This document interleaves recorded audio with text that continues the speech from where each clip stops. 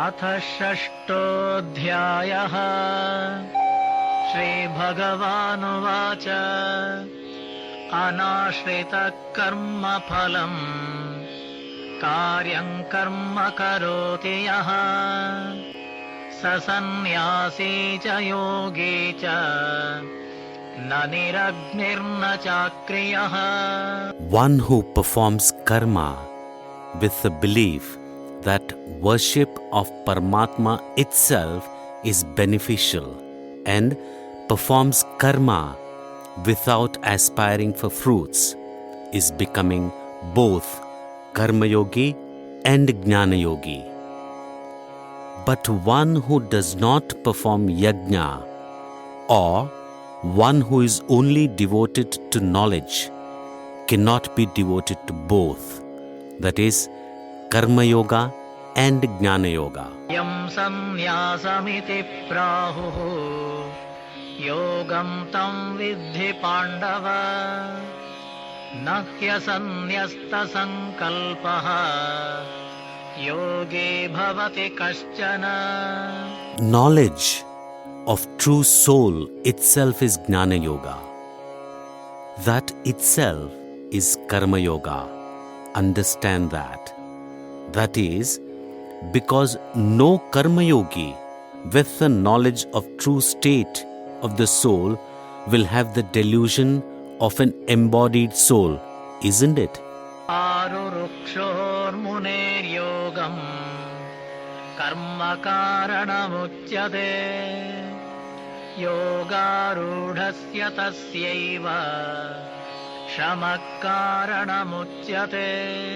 People desirous of salvation and wanting to see the soul, Karma Yoga is the way. Until they see the eternal soul, they must perform karmas. यदा हिनेन्द्रियार्थेषु न कर्मस्वनुषज्यते सर्वसङ्कल्पसन्न्यासी योगारूढस्तदोच्यते.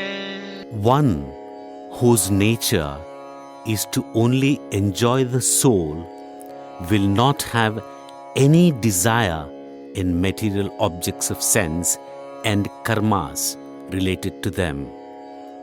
He will not have any wishes. He will get to see the permanent soul. Therefore, he will be called the one ascended to yoga. Till he reaches such a state, he needs to perform the karma. उद्धरेदात्मनात्मानं नात्मानमवसादयेत् आत्मैव ह्यात्मनो बन्धुः आत्मैव रिपुरात्मनः. You should not let the mind think of objects of sense. You have to protect the soul from the external objects of sense. You should not degrade the soul. It is the mind that is obedient to the soul. That is, mind is a friend of the soul. A mind that is not obedient to the soul is its enemy. बन्धुरात्मात्मनस्तस्य येनात्मैवात्मना जितः अनात्मनस्तु शत्रुत्वे वर्तेतात्मैव शत्रुवत्. To conquer the mind, you should not let it go towards objects of sense. A mind that is conquered this way will give benefits like a friend. Otherwise, like an enemy, it shows vengeance. It will sink you in the family. जितात्मनः प्रशान्तस्य परमात्मा समाहितः शीतोष्णसुखदुःखेषु तथा मानापमानयोः. We should not change to the duality of heat or cold, joy or sorrow. When we arrest our organs, we can clearly connect them to the true form of individual soul in the mind.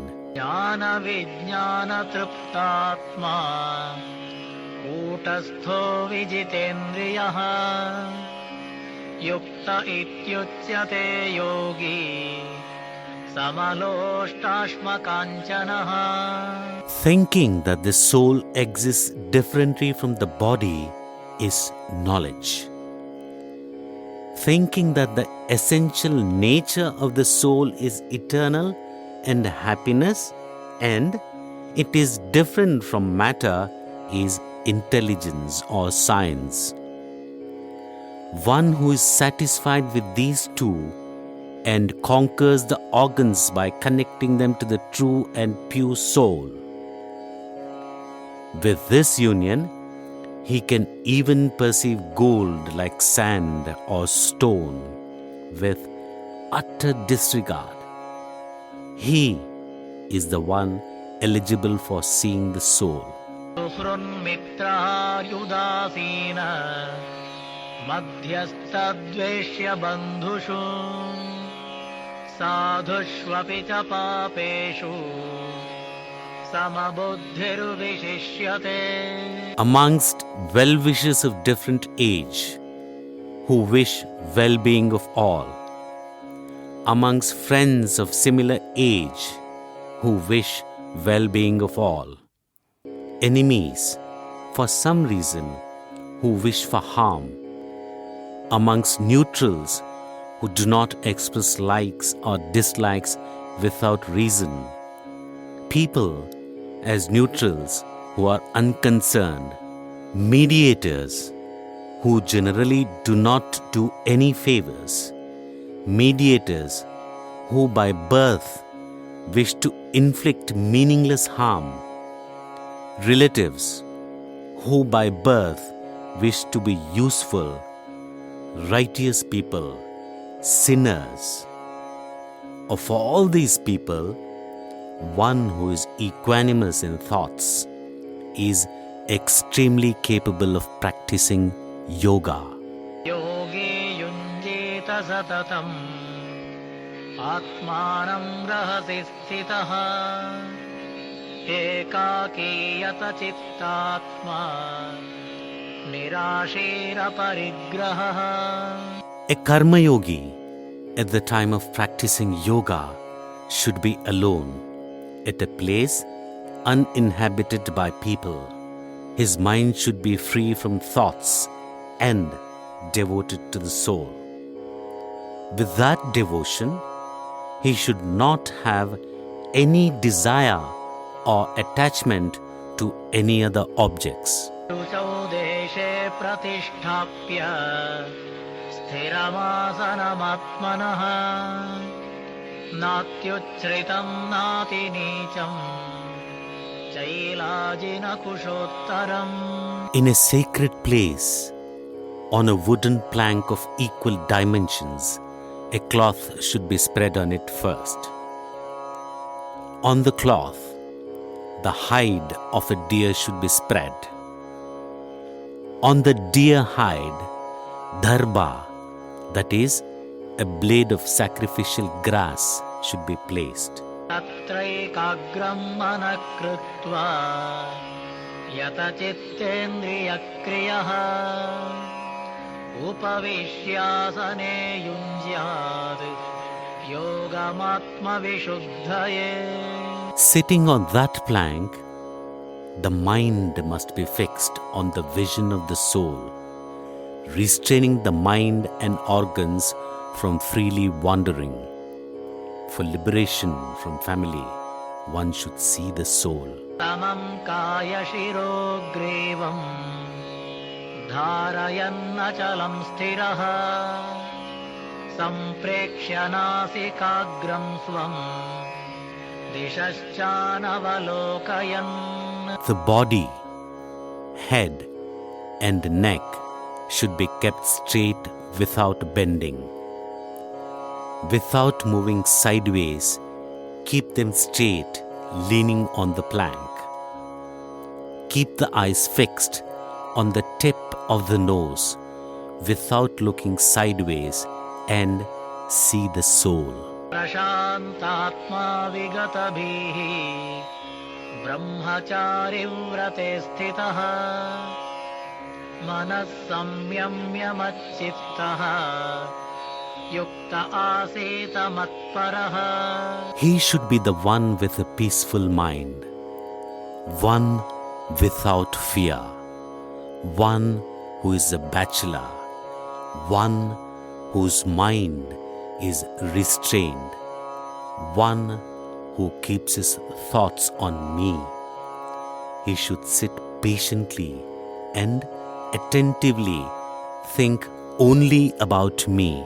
युञ्जन्नेवं सदात्मानं योगी नियतमानसः शान्तिं निर्वाणपरमां मत्संस्थाम् अधिगच्छति.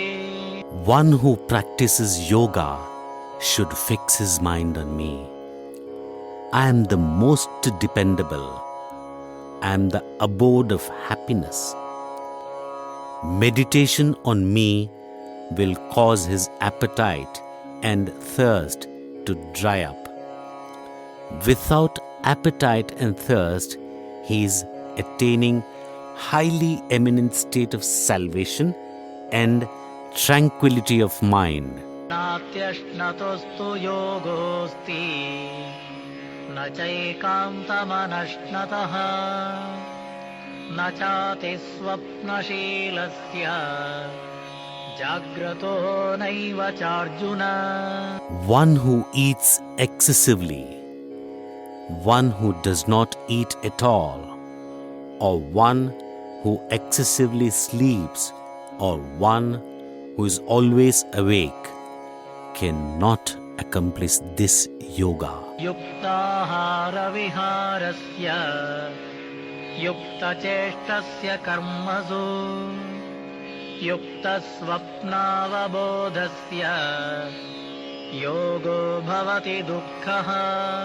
One who eats moderately, conducts moderately in karma, with limited sleep and awakening, accomplishes the yoga which liberates him from all bondage. यदा विनियतं चित्तम् आत्मन्येवावतिष्ठते निःस्पृहः सर्वकामेभ्यः युक्त इत्युच्यते तदा. Thinking that the soul is ever reliable to be devoted to, and when the mind is fully assigned to the soul and is steady, he will be free from all desires and be eligible for yoga. यथा दीपो निवातस्थः नेङ्गते सोपमा स्मृता योगिनो यतचित्तस्य युञ्जतो योगमात्मनः. Like a lamp that glows without flicker where there is no breeze, one who is striving for manifestation of the soul also, because there is no other activity for the mind, his soul too radiates with the splendor of knowledge. यत्रो परमते चित्तं निरुद्धं योगसेवया यत्र चैवात्मनात्मानं पश्यन्नात्मनि तुष्यति. What delights the mind that is averse to objects of sense as a result of nicely practicing yoga?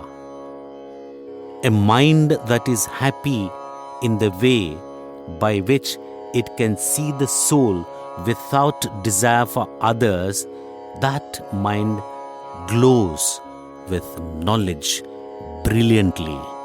सुखमात्यन्तिकं यत्तत् बुद्धिग्राह्यमतीन्द्रियम् वेत्ति यत्र न चैवायम् स्थितश्चलति तत्त्वतः The state in which the organs cannot see and can only be understood by the thoughts related to the soul, that is, experiencing the ever dependable happiness. One who beholds the experience, his mind radiates with knowledge. यं लब्ध्वा चापरं लाभं मन्यते नाधिकं ततः यस्मिन् स्थितो न दुःखेन गुरुणापि विचाल्यते. One who does not pay any attention to his acquisitions because of the yoga that he practices, and being in a state in which one is unmoved by unbearable grief, his mind will shine brightly with knowledge. संविद्या दुःखसंयोग वियोगं योगसञ्ज्ञितम् स निश्चयेन योक्तव्यः योगो निर्विण्णचेतसा. This type of endurance of tolerating such unbearable grief is called yoga. Already decided in the beginning, being always devoted is the significance of man.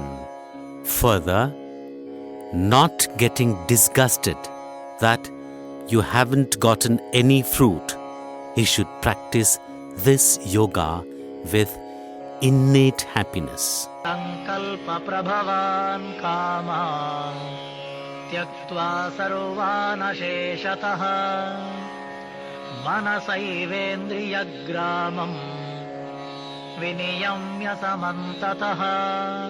The cattle, children, friends and wives that one gains through determination, one who treats these gains as not his own, leaves them. One who restrains his organs from their respective activity, he should practice the yoga. शनैरुपरमेद् बुद्ध्या धृतिगृहीतया आत्मसंस्थं मनः कृत्वा न किञ्चिदपि चिन्तयेत्. With wisdom, the mind should gradually be turned away from things other than the soul. Fix it on the soul and not think about any other things. यतो यतो निश्चरति मनश्चञ्चलमस्थिरम् ततस्ततो नियम्यैतत् आत्मन्येव वशं नयेत्. The mind generally is fickle by nature, so it does not stay firm in the soul. It drifts towards objects of sense. You have to turn the mind away from those objects. Think that the soul is delightful to be devoted to. Make the mind stay firm in the soul. प्रशान्तमनसं ह्येनं योगिनं सुखमुत्तमम् उपैति शान्तरजसं ब्रह्मभूतमकल्मषम्. When the mind stays firm in the soul, all the sins will be washed away. With that, the passion for objects of sense will be subdued. When the mind is dispassionate, the yogi will be with the true state of the soul.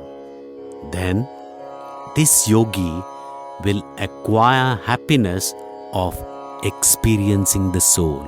युञ्जन्नेवं सदात्मानं योगे विगतकल्मषः सुखेन ब्रह्म संस्पर्शम् अत्यन्तं सुखमश्नुते.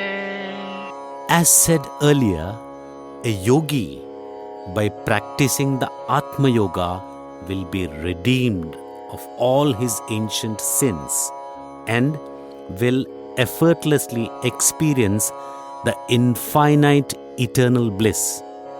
Eternal bliss, that is Brahma, the Supreme Spirit. He will forever experience this bliss. सर्वभूतस्थमात्मानं सर्वभूतानि चात्मनि ईक्षते योगयुक्तात्मा सर्वत्र समदर्शनः. All the pure souls, in fact, are in the same form of knowledge. One who had seen his soul by practicing the yoga, going by law of logic, of inferring the whole by part, he will realize that all souls are in the same form. So, he is seeing the souls in the form that is equal to that of all living beings, or he is seeing all living beings in the form that is equal to his soul. यो मां पश्यति सर्वत्र सर्वं च मयि पश्यति तस्याहम् अप्रणश्यामि स च मे न प्रणश्यति. The pure souls are mutual and remain equal to the Supreme Soul. Therefore, one who reaches the state of perfection in yoga, whichever he sees, either the soul or the Supreme Soul, is like seeing all. So, when he sees his own soul, he knows he too is like him, the Supreme Soul. I cannot miss being seen by him when I am connecting to my soul, because he too is like me. He cannot miss being seen by me. सर्वभूतस्थितं यो मां भजत्येकत्वमास्थितः सर्वथा वर्तमानोऽपि स योगी मयि वर्तते. This yogi in the state of yoga, like me, will have the form of fearless knowledge. Therefore, he is on par with me.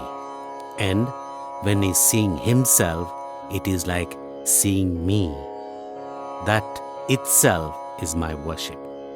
Such a man, even when he leaves the yoga and is seeing himself or seeing other living beings, even while performing the worldly activities, he is seeing my similarity.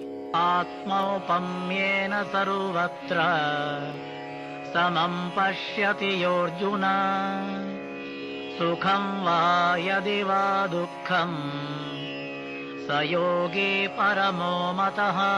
For this yogi, his or other souls will be equal to the form of knowledge. Therefore, the birth of other children are like not related to him. The birth of his children also are being seen by him as not related to him. This is the man who has attained perfection in eminent yoga. Arjuna उवाच योऽयं योगस्त्वया प्रोक्तः साम्येन मधुसूदन एतस्याहं न पश्यामि चञ्चलत्वात् स्थितिं स्थिराम्. Because all souls are the form of knowledge, they all should mutually see each other as equal to the Supreme Soul. You have told me that yoga, as the mind is very fickle, that yoga doesn't seem like it stands firm. चञ्चलं हि मनः कृष्ण प्रमाथि बलवदृढम् तस्याहं निग्रहं मन्ये वायोरिव सुदुष्करम्. Krishna, Even in the things that one is habituated to, the mind does not stand firm. It is impossible to keep it still and focused. It moves forcefully with great strength to other places, so very agitating to keep it at one place. I think it is a misdeed, like trying to block the blowing wind with a fanning stick. श्रीभगवानुवाच असंशयं महाबाहो मनो दुर्निग्रहं चलम् अभ्यासेन तु कौन्तेय वैराग्येण च गृह्यते. Arjuna, as the mind is wavering in nature, it is not possible to keep it restrained, no doubt about it. But by thinking that the soul is the form of happiness which causes the mind to turn towards the soul, and by thinking that others are the forms of grief which causes aversion, the mind can be controlled. असंयतात्मना योगः दुष्प्राप इति मे मतिः वश्यात्मना तु यततः शक्यो वक्तुमुपायतः. In my view, if you cannot conquer the mind, you cannot attain this yoga. Conquering the mind with karma yoga that I taught you, he who practices the same yoga, the yoga of impartial view, is only possible for him. Arjuna उवाच आयते श्रद्धयोपेतः योगाच्चलितमानसः अप्राप्य योगसंसिद्धिं कां गतिं कृष्ण गच्छति. Krishna, one who conducts attentively and carefully in the yoga, yet because he does not make an attempt to strengthen it, he is not able to accomplish the yoga, because of which his mind is distracted. What state will he attain in hells? Hell of desire, hell of pleasure, or hell of moksha? कच्चिन्नो भयविभ्रष्टः छिन्नाभ्रमिव नश्यति अप्रतिष्ठो महाबाहो विमूढो ब्रह्मणः पथि. A karma performed according to the rules will give fruit, but when practiced like you said, does not yield the fruits of family, isn't it? That is why he will be depraved from family.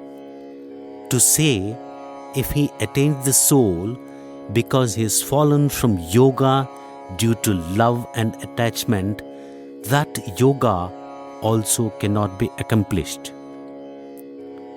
He will be destroyed like a small cloud leaving the big cloud to join another one.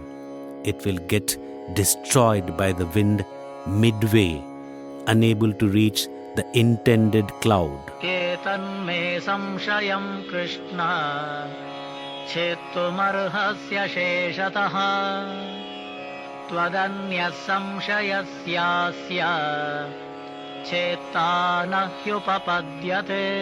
Krishna, to remove this doubt completely, there is no one who is as competent as you are.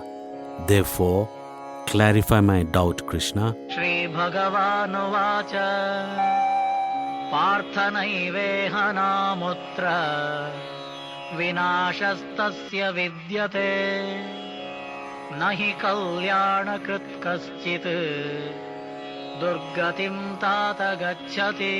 Arjuna, for such a person, not experiencing the pleasure of heaven or not obtaining the experience of the soul will not be there. there is no harm. He will not be disappointed. One who begins this auspicious yoga will never be spoilt in any way.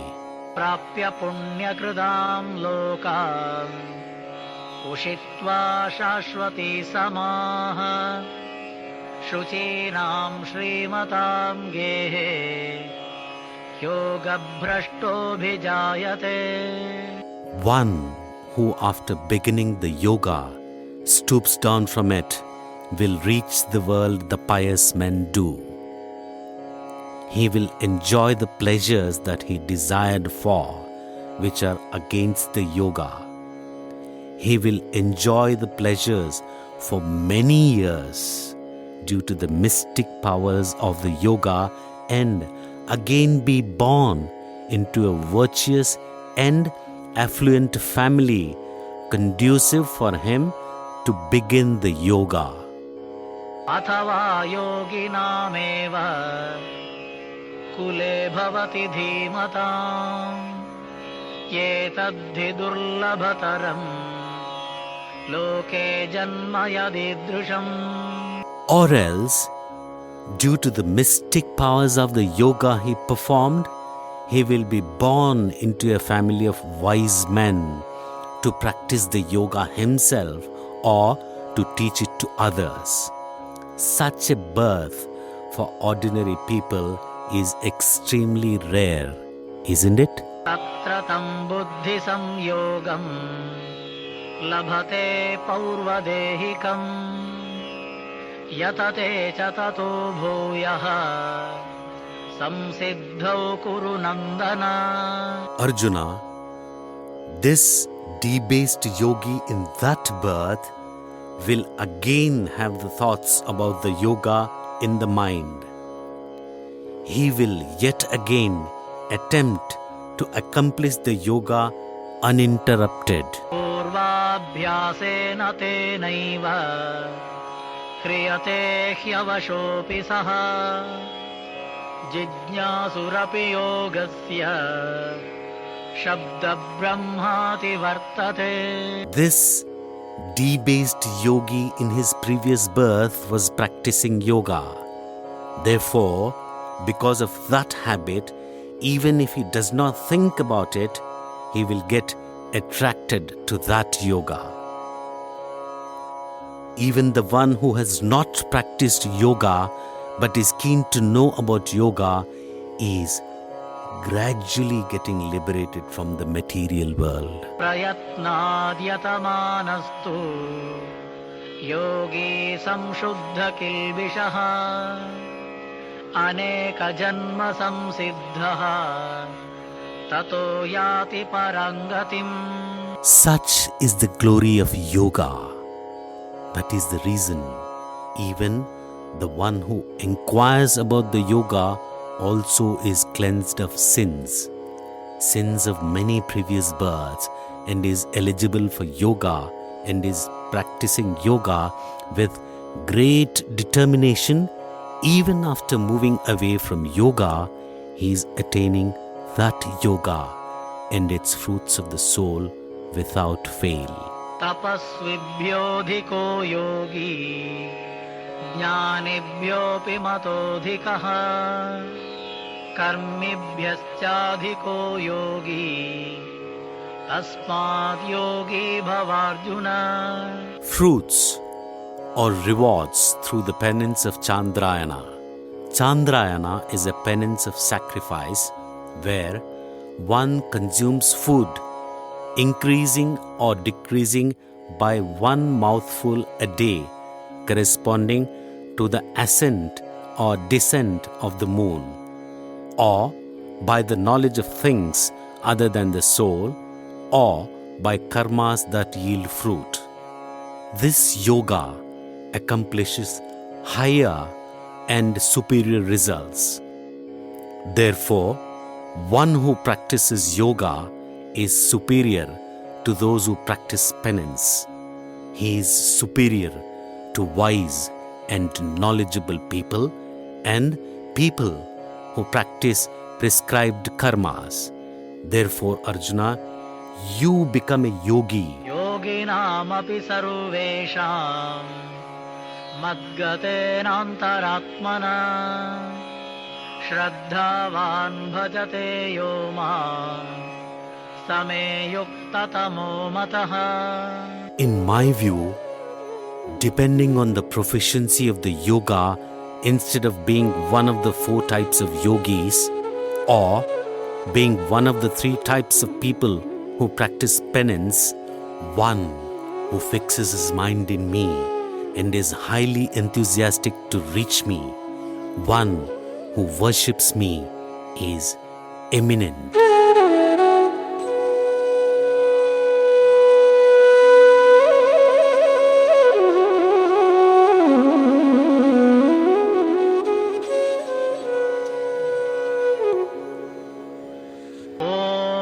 तत्सदिति श्रीमद्भगवद्गीतासु उपनिषत्सु ब्रह्मविद्यायां योगशास्त्रे श्रीकृष्णार्जुनसंवादे आत्मसंयमयोगो नाम 6ष्ठोऽध्यायः.